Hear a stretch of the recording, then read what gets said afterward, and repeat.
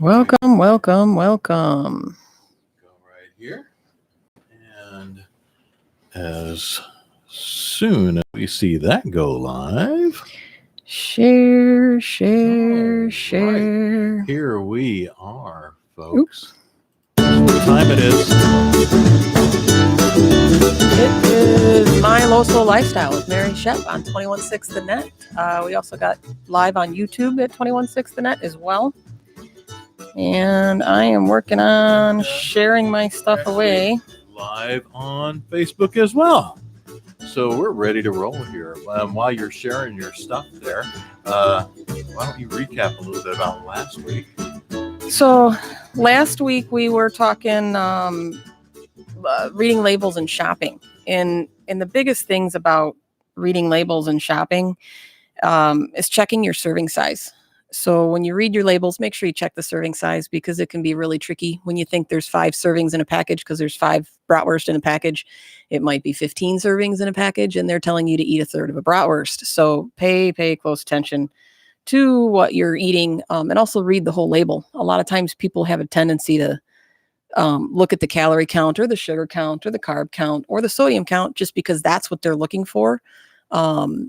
When you really should read the whole label because there's a lot of information in there and you don't want to be fooled by something.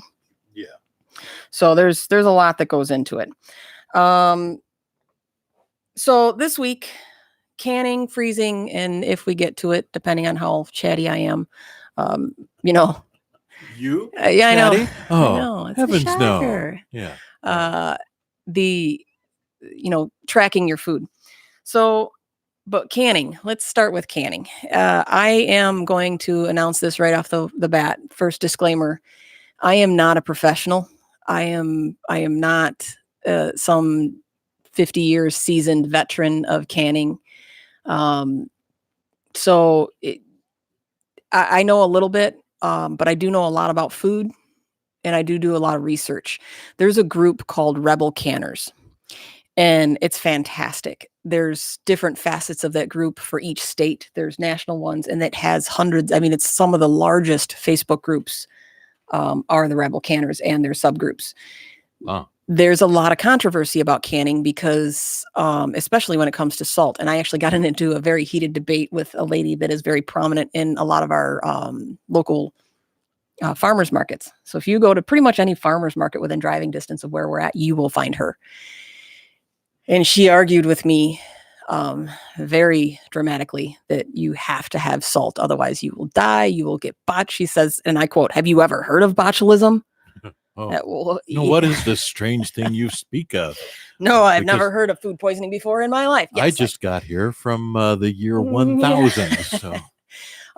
So surprisingly, it was funny. I was talking about it the other day at work, and one of the younger kids actually had said, What is botulism? So thankfully it's not that common these days. But she was very adamant. So there is a lot of different controversies over canning and how you can, and those kinds of things. So explain canning real quick for people who have no idea, because I heard of canning when I was little, right. 50 years ago, when my grandmother or my great grandmother would say, "Oh, it's time to get our canning done." Mm-hmm. And the season for it, your growth seasons, depending on tomatoes or potatoes or corn, whatever. Yeah. So canning is just a method of preserving food in processed and sealed in airtight containers, jars, cans, the actual tin cans, like you see a tin can on the shelf. Those are usually commercial canning. Hey, Dad, love you too. Hey, it's awesome when parents. I know watch, right? It's funny because someone had asked me once if I have to be somebody else on my show because my dad tunes in every week, and I don't have to be anybody else. My dad knows that I swear. He knows that I fly off the cuff. He knows he's my dad. He knows all that crap. So it's nice. I don't have to sit here and be politically correct or anything. I have to be politically correct because I'm respectful of my people that listen to me, but not because my dad's watching. He knows who I am. Yeah. Cool. But no, canning is a method of preserving food, and there's a million different kinds of canning. So most commonly people see things in glass jars, like the ball jars, which are most popular. And then obviously tin cans, which if you're canning in tin cans at home, you are a professional. It is not an easy process. It is meant to be commercially done, but there are still people who can do it, at home. But Wow. I have no clue. Not even going to touch it because it's not something I've do. never seen that. And yeah, I always wondered why it was called canning because I never saw anything other than, the stuff that they would do that with. And it's all in jars. Why isn't it called jarring? Well, it's funny because when you're talking about canning in the grammatical way to talk about it is annoying as hell. Can I can? Can you can? Can you can beans? Can you can? And it's like you just feel like you're writing can so many times when you're talking about canning food. But it is actually a method of preserving foods and provides a shelf stable, typically ranging from 1 to 5 years. Wow. Now, and that's where the controversy a lot of the time starts in the canning groups, because there's Amish canning and generational canning where, grandmothers and grandfathers have taught their children these methods of canning. And in times of famine and hardship, you've got canned goods that last decades. Now, scientifically speaking, the nutritional value in the flavor and sometimes even the odor will degrade over time. It's just no matter what you do. I mean, look at mummies that they preserve in Egypt. Over time, they are really incredibly preserved, but they still degrade over time. You cannot make something timeless. There was a little stat that I had pulled up that a freeze-dried canned product can last as long as 30 years, like dried lentils or something that's freeze-dried and canned. In 1974, samples of canned food from a wreck of the Bertrand, a steamboat that sank in the Missouri River in 1865, tested by the National Food Processors Association. Although the appearance, smell, and vitamin content had deteriorated, there was no trace of microbial growth in a 109-year-old. It was still perfectly safe and edible to eat. Well, you got to be brave to eat a 109-year-old. Well, that's what's funny is you see like people in the canning world. They get so excited, someone passes away. They're not excited about the passing away, but someone passes away and they inherit all their canned goods out of their canned pantry. And there's stuff in there that, you dust it off and it's a decade old. I'm not eating that.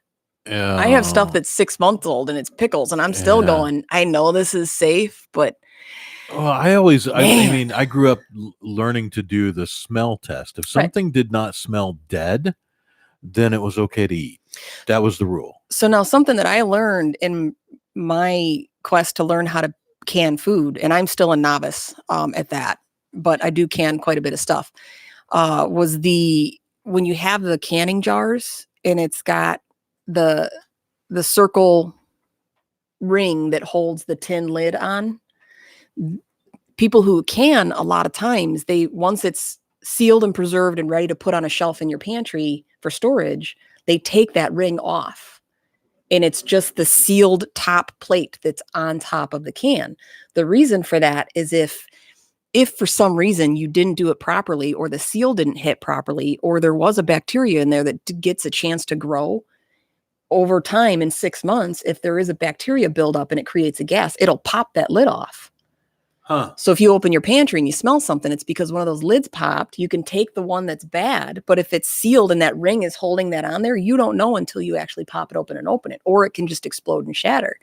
So a lot of canners, and I've actually started doing that myself, where once it's sealed, it's sealed. You can tip it upside down. It's sealed. See, I remember my grandmother, my dad's mom, doing like she was always boiling the wax, and then the wax would go on the top before she would seal it up. It was like a white, pasty looking. And that's old school, because obviously the metal lids are expensive and wax is much, much cheaper.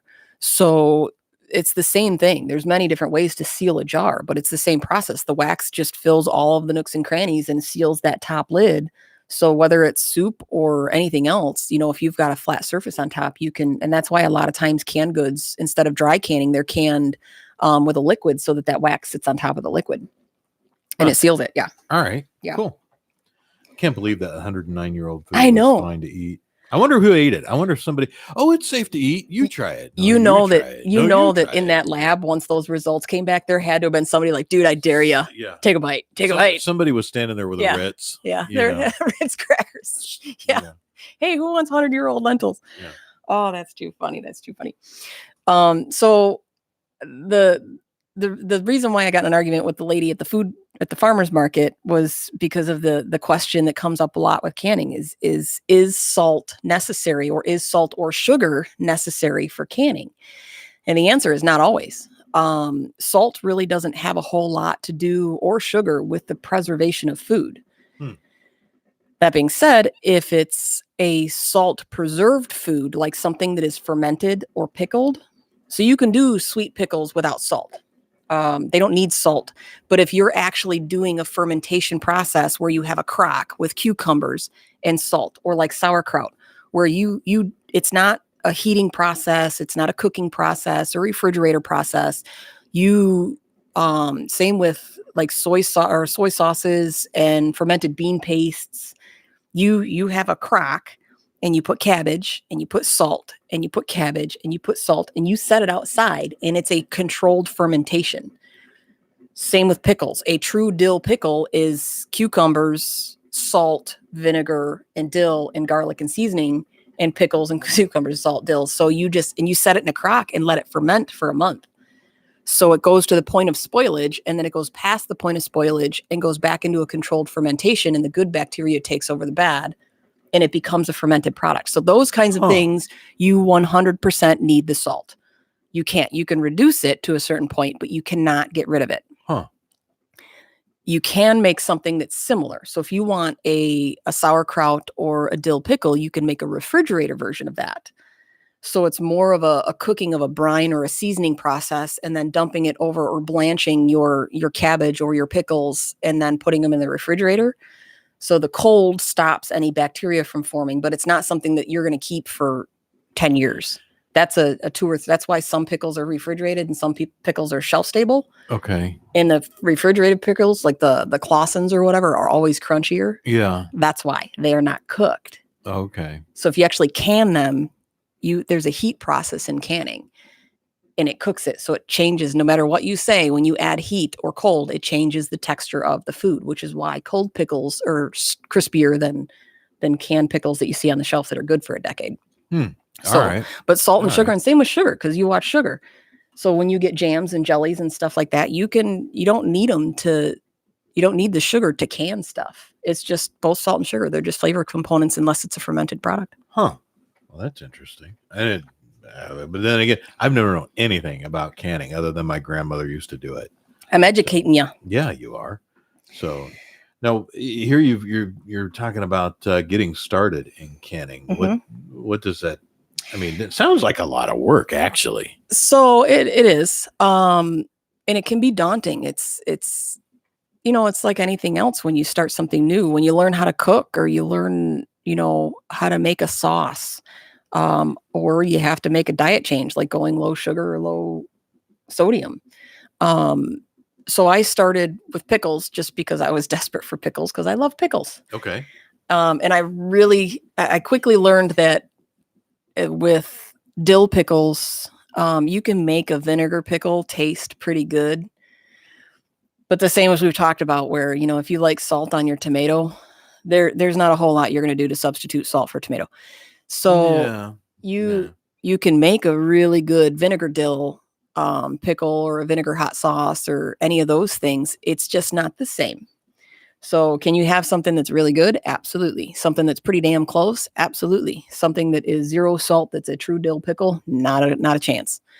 But those that you made that you brought in here, those were sweet and sour butter pickles. So they're the bread and butter pickles. So they were those good. Are easier to make. They to me, those almost had a little bit more of a coleslaw type flavor. I mean, I freaking love coleslaw. That's the sugar in there. They were good. They were good. Yeah. So getting started, I started with the pickle just because I wanted a pickle. And I quickly discovered that it was going to be a lot more trial and error to make a dill pickle. So I switched to the refrigerator pickles, and I made those relatively quickly. Now, the when I actually stepped into canning and bought my first canner, and I bought a good All-American, it's a true, bolt it down pressure cooker. And there is a difference between pressure cookers and pressure canners. Some can do both. I know we're in a world of everybody loving the Instant Pots, which is like a new age crock pot. You can do everything in it. Yeah.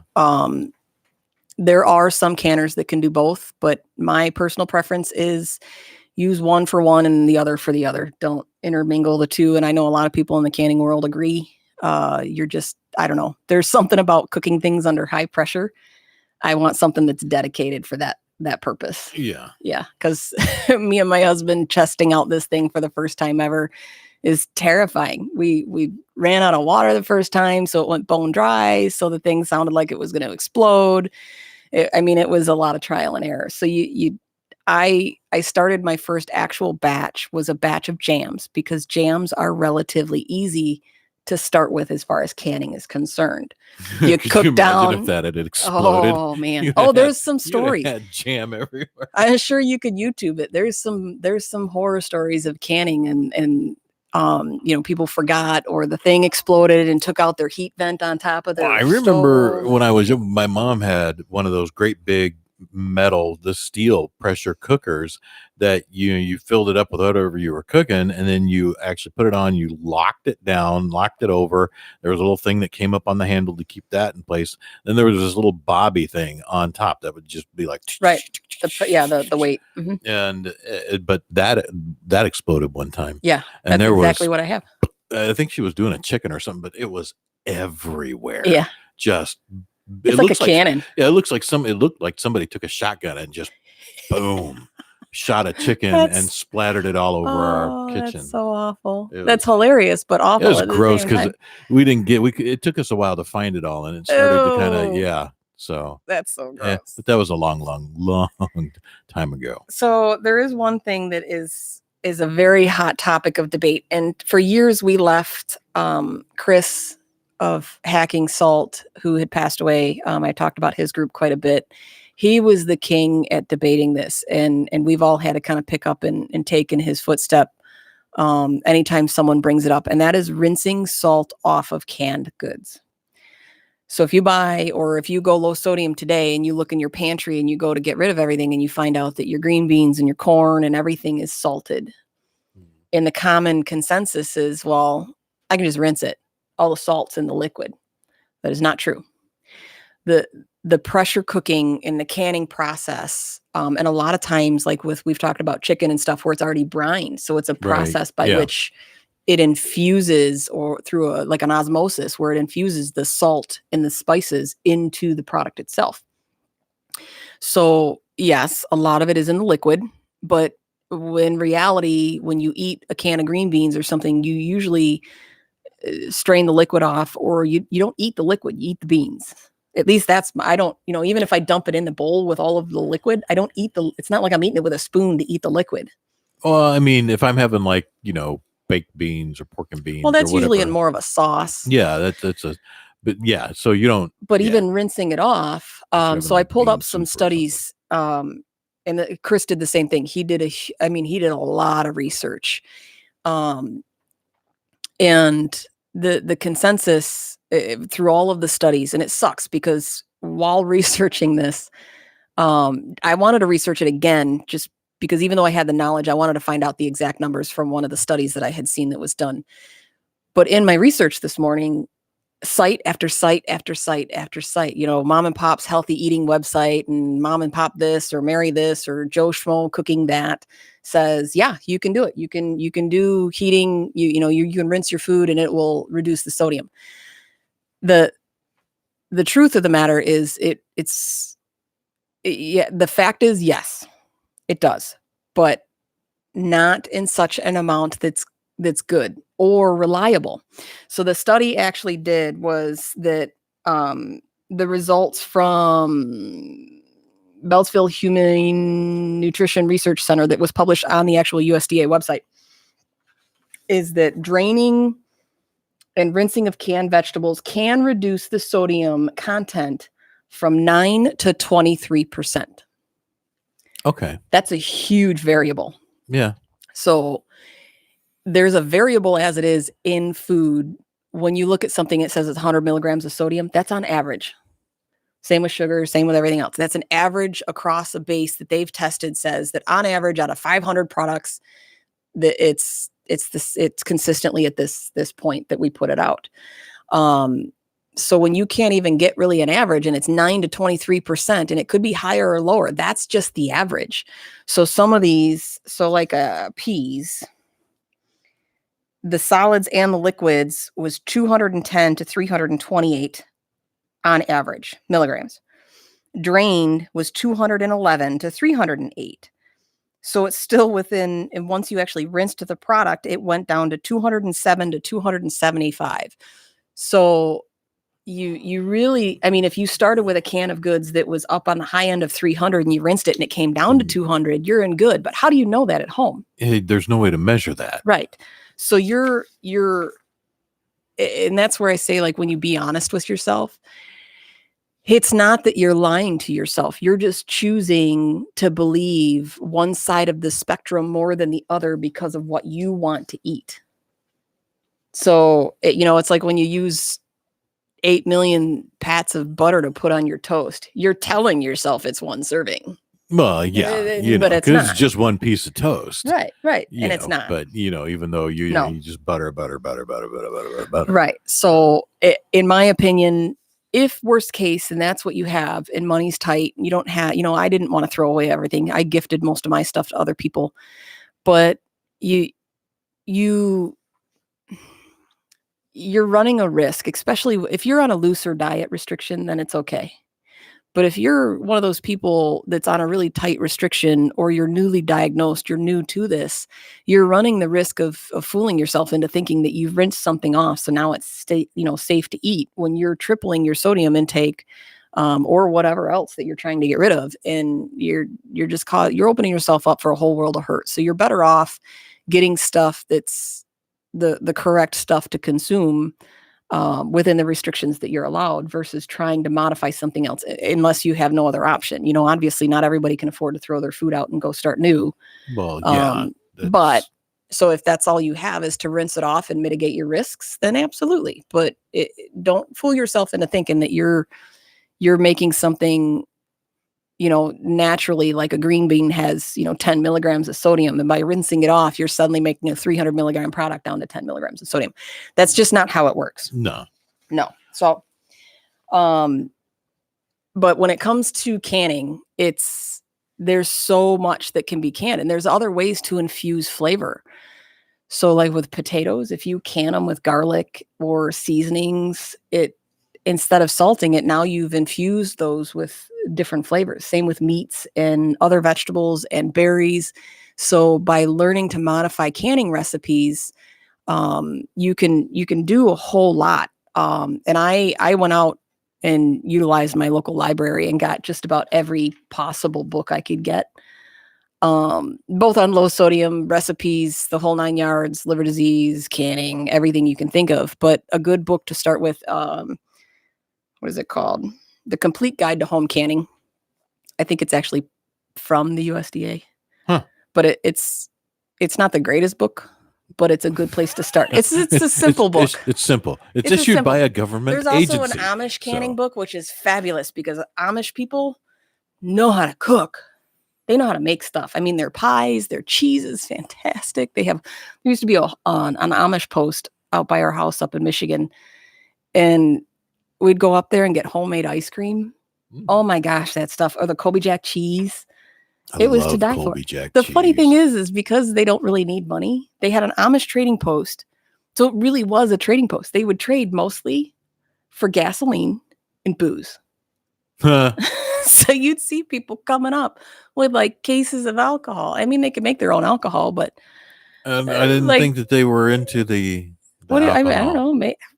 I mean, the one out there, maybe they were selling it. I don't know. That's because there's Amish and then there's another group. The Mormons or something. The Mennonites. Mennonites. That's the one. I think the Mennonites are the ones that don't drink. I don't know. I don't know about that. But yeah, I don't know about that either, obviously. But I just know that they know how to cook. All right, yeah. Awesome. So now we got freezing. I love it, you say. Yes, I do. Mostly because it's not as time intensive as canning can be. Because with canning, you've got to make sure that your jars are sanitary, your lids are sanitary, the rings are sanitary, your cooking vessels are sanitary. And you don't need to have a clean room. So it sounds worse than it is. But can you just run that stuff through the dishwasher and be okay? A lot of people do. It's another point of contention. Some people don't like that. Some people do. Some people say it's the only way to get it hot enough, and that's fantastic. But yeah, you can't boil a rubber ring. Can you? Well, they're not. A lot of them, the seal inside, it's made for the high temperatures. Okay. So you can. Oh, all right. But the glasses themselves and the rings themselves, you don't have to boil them for long periods of time. It's just a short, quick, and then you set them aside so that you can can everything. But you need space to do that.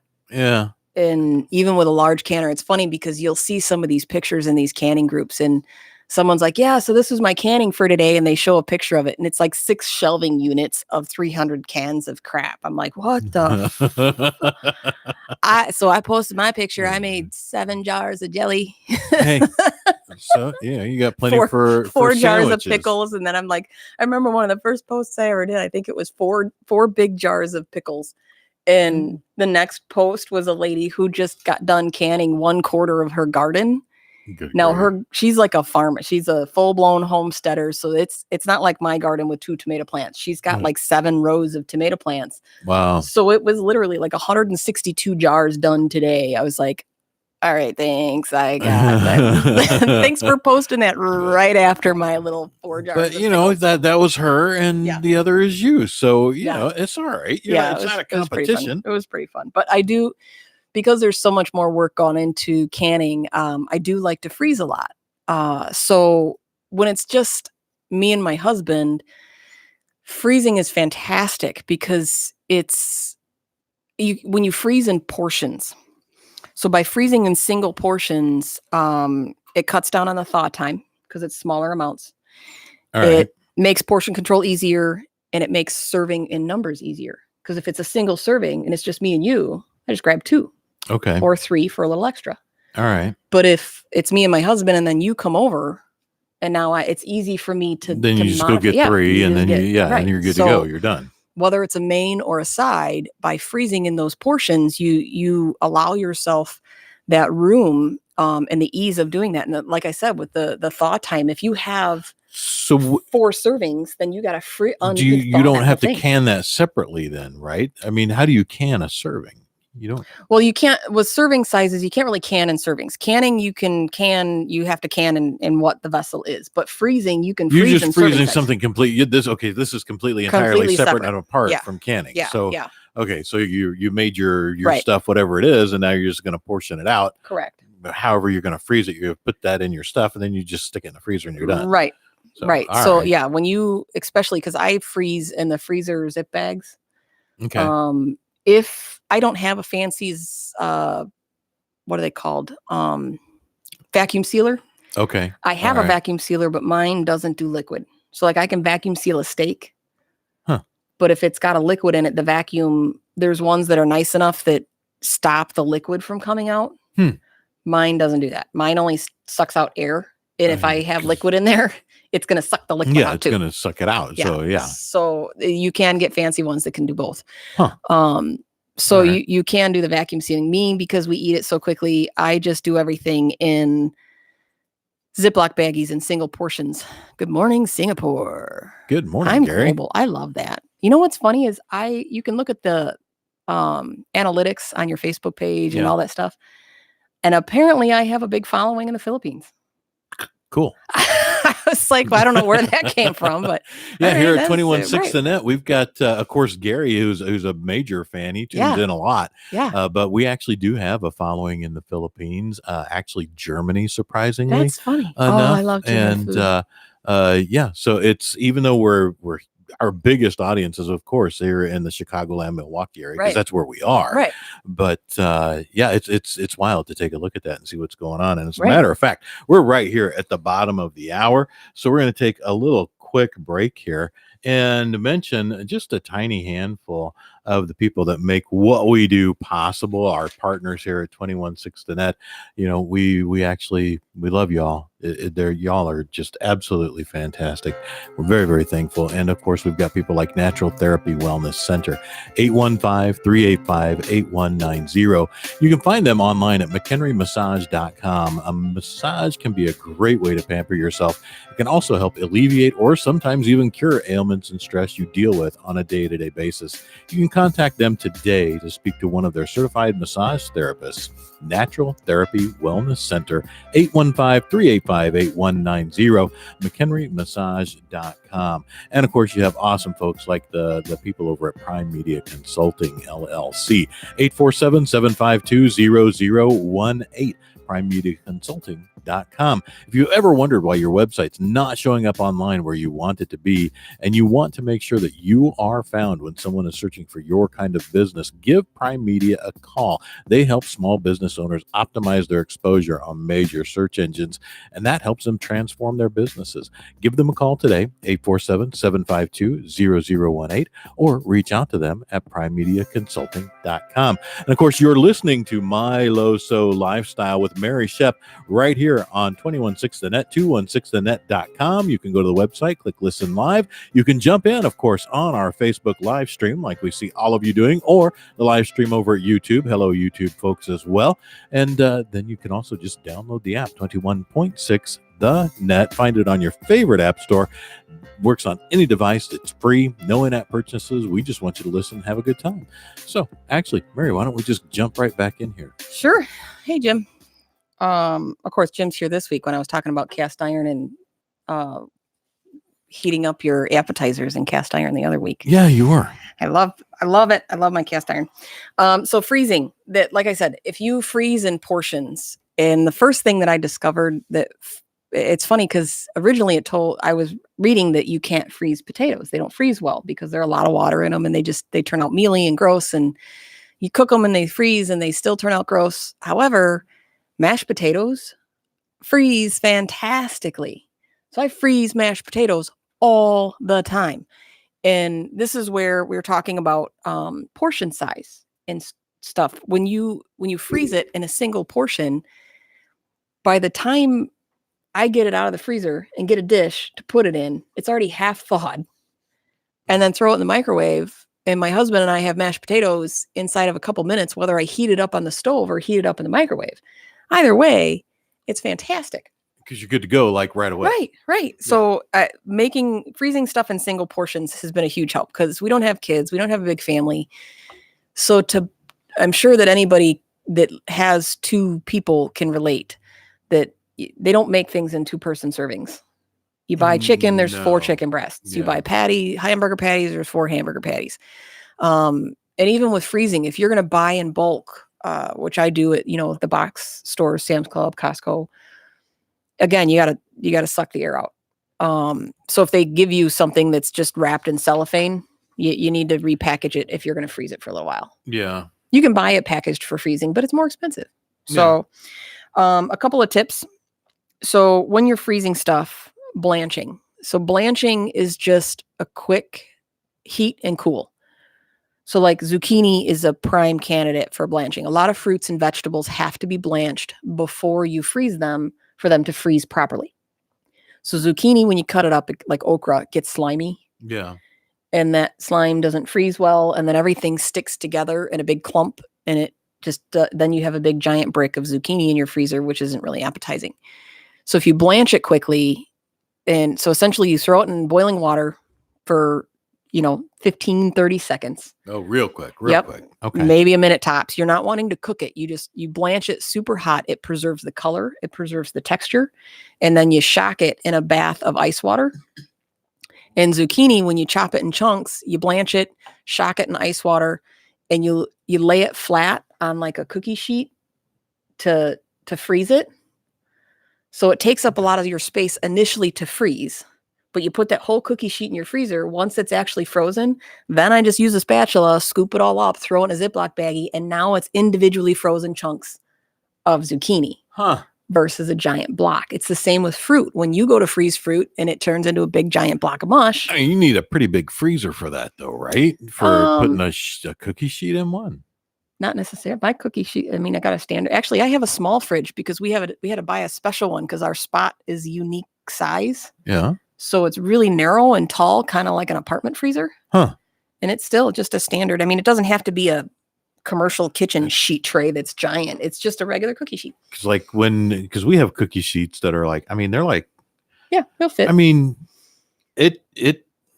I usually put an entire pound of bacon on one of those, and it fills. Surprisingly, most of them will fit in your freezer. So, I've never tried to put one in the freezer. I was going to say, right. But yeah, so things like that, when you come to like zucchini or fresh fruit and stuff like that, if you freeze it, or even, you don't even have to get it 100% frozen, but just to the point where it's hard enough to throw in a Ziploc baggie. Yeah.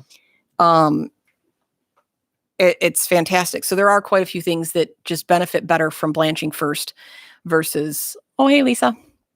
Hey, Nicole. That's pretty cool. People popping in here on the Facebook live stream. We've had people popping in and out all morning here so far. So blanching obviously for certain fruits and vegetables is extremely beneficial. And then obviously airtight.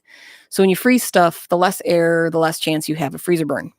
And like I said, when you buy stuff at the big box store, so if you buy a bunch of hamburger meat or something of that nature, when you repackage it and freeze it, as long as you suck more of that air out, or if like I did, I got a cheapo vacuum sealer for hamburger meat and steaks and stuff like that, and chicken, so that I can freeze in single portions so that it's faster to thaw. And then I know I don't have to measure anything or do anything. I know it's an individual serving size every time. And always, always, always, always label and date your stuff. I find myself being horrible at that at times. So it's not so much a mystery food because, you pull something out, it's steak or mashed potatoes. But occasionally with the pasta sauces and the red sauces, you're playing so is this a bolognese? Is it a pasta? Is it a chili? Is it a pizza sauce? Yeah, because it's red. There'd be nothing worse than pulling that out. Right. And whipping up some spaghetti. Thought it was pizza sauce and it's cocktail sauce. You pour. Yeah. Oh, let's have pizza. Oh, here's some sauce. Oh, it's new. It's a shrimp pizza. The bigger thing is to obviously because of the date. Freezing is not like canning. You can't get a year, 2, 3, 10 years out of frozen food. It's just not going to happen. So always label and date your food. The other question a lot of people ask me is what do I freeze? I freeze anything I can. The only thing I haven't tried to freeze yet is eggs. So a lot of people say to freeze eggs in an ice cube tray. Which makes sense. Like crack an egg, put a raw egg in in an ice cube tray and freeze it. And for all intents and purposes, everything I see, you can do that. I personally have never done that.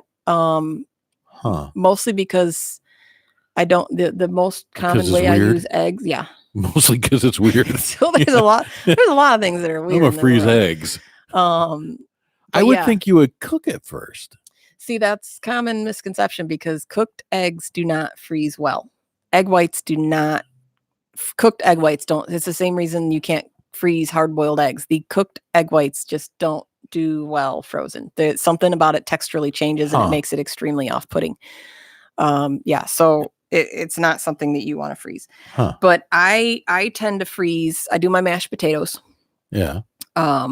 Yeah, you talked about that before. You really love freezing the potatoes. I'm a potato girl. I like anything potatoes. I love mashed potatoes. I love fried potatoes, home fried. We went to breakfast the other day, and I it's been years since we went to Around the Clock. Oh, okay. Yeah. And it's been decades since I've been there. And our networking group, we go after our meeting or whatever, and they had home fries, like actual sliced potatoes fried. Instead of like the shredded bag stuff. crap. Yeah. Oh man, I was a happy little pig. I about licked my plate. We used to go when we lived in Crystal Lake. We used to go there. I haven't been there in a long time. We used to go all the time when we were young. My husband and I and all our friends. They're in Wags. Yeah, we loved Wags. Mostly because it was convenient and right there. But It's no longer the mom and pops places are few and far between these days, unfortunately. Oh, well. But we digress. Yeah. So what else is it that I do? My pizza sauce, that freezes well. My meatballs. Another one that a lot of people don't think of is because it's weird. Taco meat. If you freeze taco meat or fajita meat, whether it's steak or chicken or otherwise, that is the best, because if you're making a breakfast burrito and you take out a little single serving of taco meat and have eggs and taco meat on a little breakfast burrito. Yeah, I've never, ever eaten a breakfast burrito. What is wrong with you? Burritos aren't for breakfast. Yeah, they are. Nah. Yeah. Nah. Oh yeah. Nah. I'm gonna change your ways. I'm gonna change your ways. Nah. I'm gonna have you eating Brussels sprouts. No, that'll never happen. No. Brussels sprouts and breakfast burritos before we're done. Nah. I'm good. There are just certain things that will just never go back in my mouth. So. Right. So the other one is pre-seasoned chicken. So obviously you can freeze chicken, but when you have, especially if you have kids, so if you you can tell I'm Irish. If you pre-season chicken, the herbs, spices, whatever, I like you can buy citrus powder. So if you take chipotle and a little bit of citrus powder, and some pepper, and season it up, and then chop it in chunks. So whether it's chicken tenderloins, so you get a couple of those in individual servings, or actually chop chicken up in small chunks and freeze it that way into single portions. You cook it first? You can do either. So if you cook it first, obviously it cuts down on time significantly, but you don't have to. So it depends on what I'm doing and how much I bought and what's going on at the time. But if you pre-season it and then it's raw, if you're going into something that, if you're making a full dish of something, like the casseroles and things that I make in the big thingies that I always call them. Yeah. That's nice because you can impart more flavor into it because it's raw. You can throw it right into the pan. It's going to be cooking throughout the process, and it's not that big of a deal. You can straight from the freezer because there's just tiny little chunks. You don't need to thaw it. If you have kids, especially if you can pre-cook it and pre-cook seasoned tenderloins or chunks of chicken, your kids are hungry. All you got to do is pull one of those out, season it up. Yeah. And if you leave chicken tenderloins seasoned raw and freeze them, then the same thing. You can make like your own, essentially a chicken finger of sorts. Okay. Because you break it out and thaw it out, just coat it in some flour and fry it up, or bake it in the oven, or the air fryers, all those different things that they have now. They got so many gadgets. I used to be a gadget queen, but I don't have any counter space. We don't have that. Our kitchen is like that galley style. It's like long and narrow. Same. And so we have like a really friggin' long single counter with a big sink in the middle of it. Same. And it's like a really deep. I wish I had a big farmer sink. But we've got my wife uses a crock pot like almost daily because that's how she makes a dog food. Sure. And then she uses the air fryer. That I will say, I was very skeptical about the whole air fryer thing, but I'm almost about ready to buy one. Let me tell you about the tots. I miss tater love tater tots. But yeah, you can't do the salted ones. You just go buy at Walmart I have to or make whatever. my own. But I love fried tater tots. That's one of my most favorite things. See, now I'm going to have to, my husband's going to yell at me. I'm going to have to go buy an air fryer. I mean, she does actually, she'll cut up potatoes and make the own fried potatoes in there. She's fried. I mean, it actually is crispy stuff when it comes out. Right. And that's what everybody always says. So I'm like, I might just have to bite the bullet. It actually is good. Yeah. So. But that's one of the favorite things that I learned is by freezing those things in individual servings. It was super easy to take a couple packages of chicken out, throw it on a cookie sheet, throw it in the oven. And because they're so thin and tiny, it's instant, essentially like chicken fingers or anything else that you can just throw on some pasta. So it makes for a quick meal. And the same with the taco meat, because you can add it to so many different things. So you don't have to just make tacos. But when you add it to a casserole or, like I said, the breakfast burritos or anything else, or just a plain old taco, it's super easy to thaw that out and in 2 seconds have a lunch or dinner or something like that. So you don't have to start from scratch. So anytime I do stuff, I tend to make a bigger batch and cook a few pounds at a time, even though it's just me and my husband, so I can freeze the rest. Yeah. Right. Same with soups and chilies. Yeah, I love chili. And pasta sauces and my pizza sauces, and there's a whole plethora of things that you can freeze. Now, in addition to eggs, you've got a list here of, are there things that can't be frozen? And you said, yeah, eggs in the shell, and right. And creams do not do well frozen. But you've got, like in the cooked egg whites. Then you got cucumber and a few other things here. So the biggest. How does cucumber not freeze? Water. Does it turn into like an ice cube or something? Kind of. I mean, well, the problem is you forget. You think that when everything freezes, it shrinks, which is true, except for water. Water expands. So you have to leave, when you're freezing stuff, you have to leave room for it to expand. Thankfully, in zip bags and stuff like that, the plastic usually has enough give in it that you don't have to worry a whole lot about it. But if you are actually freezing in some kind of Tupperware or sealed dish of some sort, you have to remember that water expands, which is why you can't freeze eggs in the shell. Egg whites, just the chemical nature construction of them, they just don't freeze well. But in the shell, because the egg has got so much liquid, it will literally expand and just shatter the shell. So what if you just throw a cucumber in the freezer?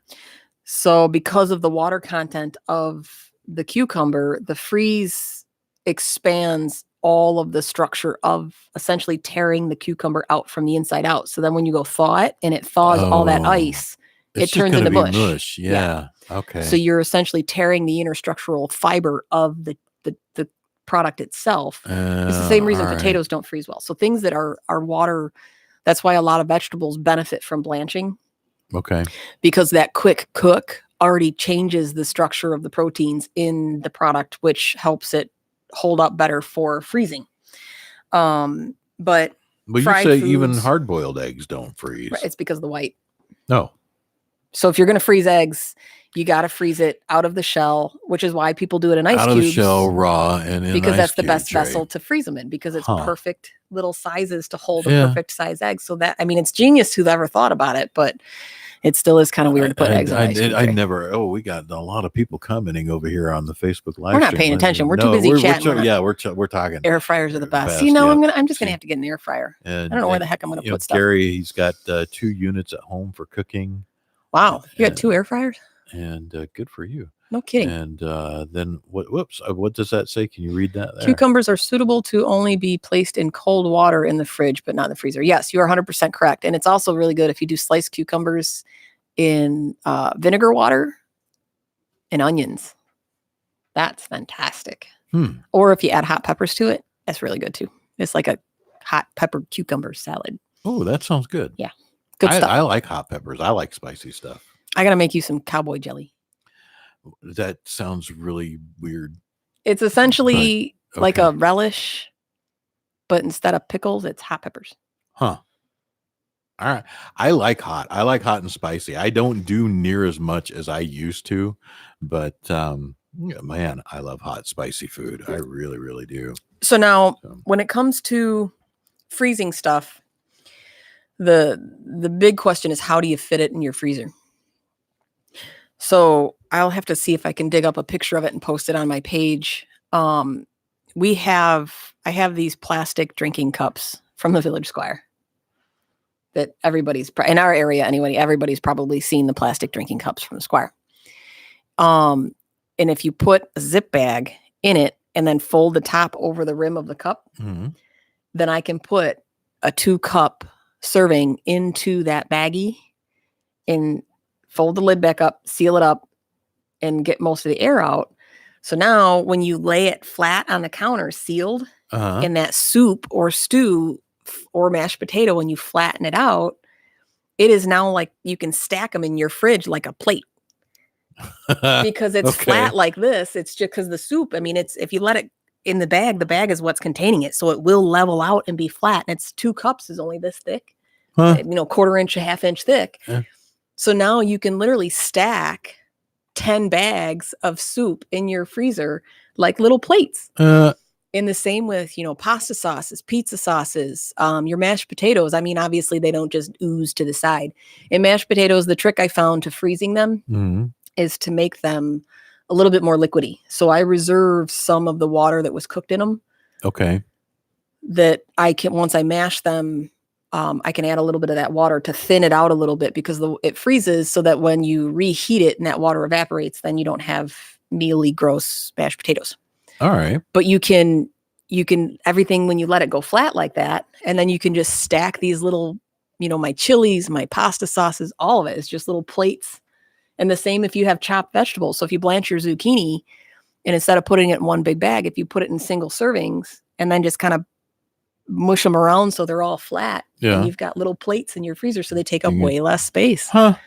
Because at first I was like, I just put the little baggies and everything, and it was like, well, this is a huge pain in the, there's no room for anything. And then everything's stacked together and it's like some big giant jigsaw puzzle. Well, there you go. Now everybody in McHenry County, Illinois, I know you're gonna can go to the village squire and say, "Hey, I want one of your plastic cups because I gotta freeze my food." Yeah, and they're gonna have a big run on their plastic cups. And you're gonna go, what the heck is everybody coming in here for plastic cups for? I know. So, I love it. But yeah, when you freeze stuff like that, the same with my meatballs. I will. Another trick was something like that where obviously meatballs, even if they lay flat, there's still air in between them. Yeah. So with those, if you have a vacuum sealer, great, vacuum seal them. If you don't, same with like a steak or ground beef and chicken. If you don't have a vacuum sealer, if you put it in a Ziploc bag and you have a bowl of water and you dip that steak or whatever in the bag, you dip the bag into a bowl of water, and the water essentially displaces all of that air and seals around the steak so you can slowly dip it in. Okay. So if you zip half of that zip bag and only leave enough little space that's unzipped for the air to escape, you can dip it in a pot of water and it pushes all the air out, just basic science. It pushes all the air out. And then once the air is out, you just zip the last bit of it. And now your steak or whatever never would have thought of doing that. Remotely. I love MacGyver tricks. I love you MacGyver your steak. I do. I MacGyver just about anything. But yeah, you can do all sorts of little tricks and tips like that to save space. But it's fantastic because, even with steak, if you chop it up in chunks, then you can pull a single serving of steak out and make fajitas in a matter of minutes versus waiting hours for something. Now, here you say that also you cannot freeze like tuna salad or egg salad. It's the mayonnaise. What does mayo do in the fridge? It splits because mayonnaise is egg-based typically, unless it's vegan. But it's typically egg-based, and it's one of those things with the consistency like cottage cheese. You can't freeze cottage cheese because you've got the curds and then you've got the whey, and it's got liquid that freezes faster than the curds do, and it becomes mealy and gritty and gross. So there's certain things that just don't bode well for freezing, and most of them are dairy type or predominantly water-based products. So the same thing would happen with sour cream, I'm guessing, then, which you got listed. Correct. So I freaking love egg salad. I like egg salad sandwiches. I really do. I'll eat tuna salad every now and then, but only if it's like the oil-based tuna. Right. I hate tuna packed in water. It's so I'm the gross. exact opposite. See, and my wife loves the tuna in water too. She I don't know, she loves it, but that's her absolute preference. I way prefer the tuna in oil. It tastes so much better to me. That mouthfeel is just. Bleh. Oh no, it's much better. No, gross. No, it's good. But yeah, I've taken to because.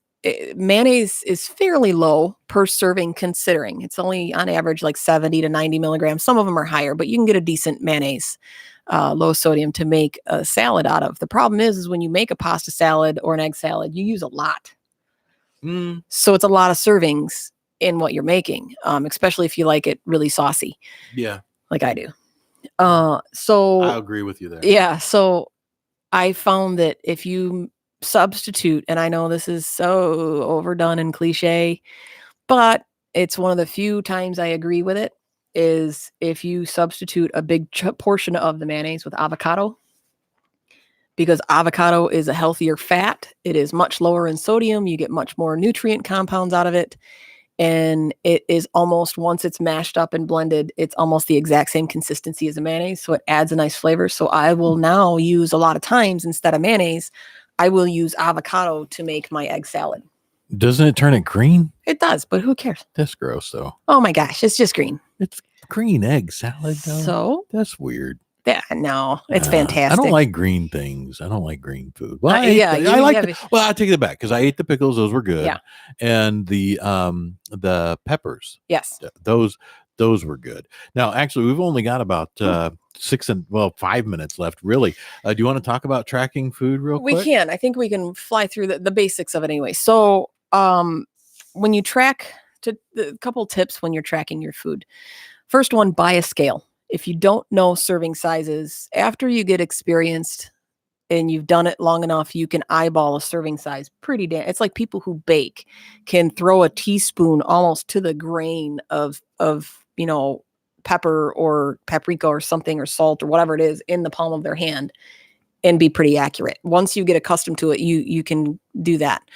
But until you are 100% confident in your serving sizes, and even when it's something healthy like a banana, if you're tracking your food and it says 1 banana, well, do you tend to buy smaller bananas that's actually only a half a serving, or do you buy the huge, giant, ginormous bunch of bananas that's like 4 servings in 1 banana? I never buy a banana. Yeah. My wife does, though.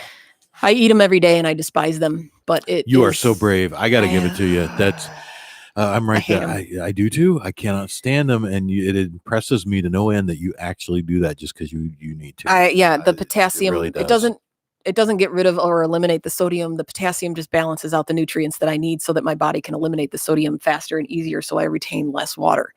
So it is a necessary evil, in the fastest way, in the healthiest way, in the most complete way for me to get the fibers, the potassium, the nutrients, and the sugars in a balanced way that it doesn't throw off all my other stuff, is to do it through a banana. So I had one this morning, 2 seconds, get it done and over with, kind of like taking a pill that you don't want to take. Oh man. But so when you're tracking your food, buy a scale and use it until you're confident in what serving sizes are. Use it. You'll get pretty confident pretty quickly, but until that time, you don't need something $1 million. I have a cheapo one that I think I bought at Walmart, but you just need to. So step 2, pick a tracking system and stick to it. So if you're going to try a couple of them over a week until you find one that you can understand the app and you're familiar with it and you use it. I use MyFitnessPal. I've gone through a lot of them. It just happens to be the one that is comprehensive enough and it's easy enough for me to add and create my own recipes, so I can figure out the nutritional content of the recipes within a reasonable amount of accuracy. So I prefer that. Some other apps, MyFitnessPal is the one that I use. There's Lose It, there's Fat Secret, there's Spark People. There's one called Chronometer. And then My Food Diary. There's a whole host of other ones, but those are just some that you could try out and see if you like them. The other one is be honest with yourself.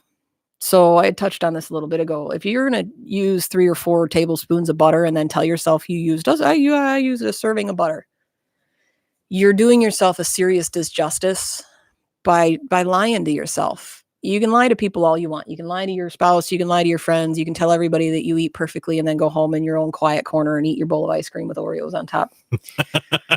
Anybody wonder what I did the other night? Actually, I think it might have had Kit Kats. I don't know. It's just, don't judge. We got 1 minute, 42 seconds. So, but be honest with yourself and then pay attention to serving sizes. So in addition to being honest with yourself, pay attention. If you put oil in a pan to fry something and you pay attention to serving sizes, for the first time you ever do it, throw an actual tablespoon of oil in the pan so you know what it looks like. So then you can say, okay, that's not a tablespoon. I actually probably added 3. And just be honest with yourself. Yeah. So in the beginning, just track it as you eat it. And then once you get a system down, then you can modify things. And also pay attention to the data, because a lot of the tracking sites, the data isn't always 100% accurate because they allow users to input data. So make sure that it's not just a calorie listing. Make sure that all of the nutrients are listed, that all the vitamins are listed, and that it's relatively accurate. Because once you build a database, you just keep using the same stuff, and it's going to automatically select something you already used, so you've already verified it. Yeah. So we got about 40 seconds here. Why don't you tell everybody how they can find you outside of 216thenet.com? So outside of the radio station, 216thenet, and the YouTube channel, you can find me on my Facebook page at My LoSo Lifestyle. And I also have a YouTube channel, My LoSo Lifestyle, where I'm uploading these videos as we can. But if you can't find them, they are all uploaded on 216thenet's YouTube channel as well. So very cool. We'll see you next week, Thursday at 11 o'clock. Next week's Thanksgiving. No, we won't. We won't. So we won't see you next week. There'll be replays next week. Everybody have a fabulous holiday and eat a lot of turkey, and we'll show you what I ate after the holiday. It's fine. Gary's always here. It does cucumbers. Mushy cucumbers are not a good thing. No, they aren't. Hey, and thank you, Nora, for watching. That's very cool. My dad found her through Ancestry.com. Oh, yeah? That's a relative? Yeah. Ah, how cool. She lives here in town. I believe she works in the hospital, or she used to.